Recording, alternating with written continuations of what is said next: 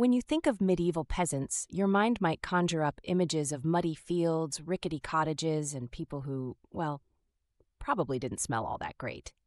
But while it's true that life in the Middle Ages was far from squeaky clean, that doesn't mean peasants just gave up on hygiene altogether. In fact, they had their own clever ways of staying clean, even in a world without soap as we know it today. So, how did they do it? Let's dive into the surprisingly resourceful hygiene habits of medieval peasants. First, let's address the elephant, or maybe the pig in the room, running water and soap. Neither was a standard feature of medieval peasant life. For starters, most villages didn't have easy access to fresh, clean water. Wells and rivers were the main sources, and they were often shared by both humans and animals. Soap, at least in the sense we think of it now, was a bit of a luxury. It existed, sure, made of animal fats and lye, but it was costly and often reserved for wealthier households. So what's a hard-working peasant to do in order to avoid becoming a walking cloud of grime? Well, they got creative. One of their most important tools was, believe it or not, plain old water.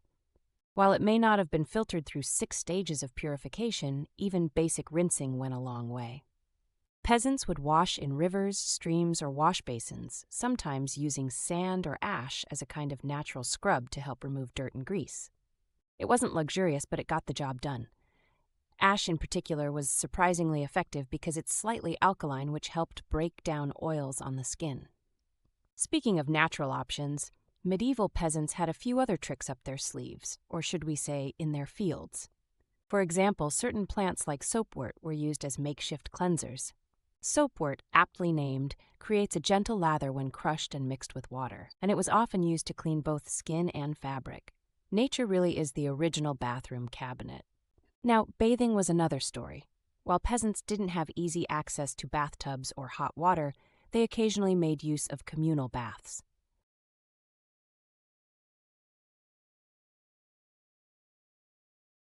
Bathing wasn't a daily activity, more like an occasional event, especially before major festivals or holy days. But when they did bathe, they made it count. For day-to-day cleaning, peasants relied on washing specific parts of their bodies rather than going for full immersion. Think of it as the medieval version of spot cleaning. Hands, face, and feet got the most attention, especially before meals. This wasn't just about cleanliness, it was also tied to cultural and religious practices.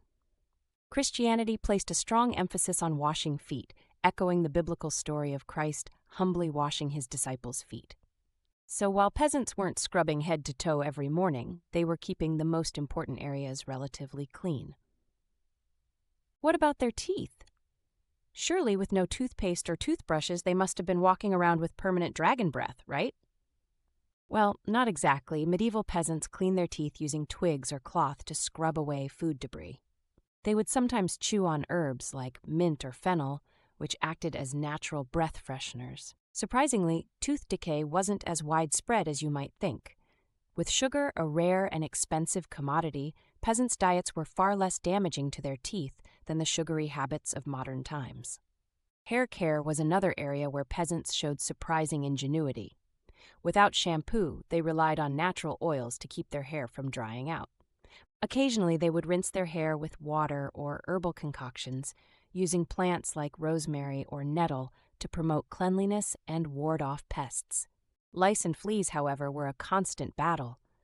Combs were an essential tool for removing these unwelcome guests, and sometimes hair was just cut short as a practical solution. Clothing was another big factor in hygiene. Peasants wore easy-to-clean linen undergarments beneath their outer clothes. Linen was breathable and could be laundered relatively easily, helping wick away sweat and dirt from the skin. Washing clothes involved soaking them in water and sometimes urine.